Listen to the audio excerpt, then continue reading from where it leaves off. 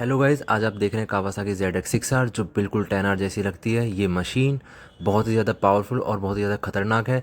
Front profile की बात की जाए तो इसमें 120 सेक्शन का इसमें आपको फ्रंट टायर मिल जाता है। इसके इंजन की बात की जाए तो 636 सीसी का इसमें आपको लिक्विड कूल इंजन मिल जाता है और इसका कुछ इस तरीके का है मीटर। इसके रियर सेक्शन की बात की जाए तो 180 सेक्शन का इसमें आपको रियर टायर मिल जाता है। सीट हाइट इसकी 830 mm की इसमें आपको सीट हाइट मिल जाती है। गाइस, बहुत ही ज़्यादा पावरफुल बाइक है। इसका लुक देखिए और इसके प्राइस की बात की जाए तो 11,53,000 इसके एक्स शोरूम प्राइस है। Thank you for watching.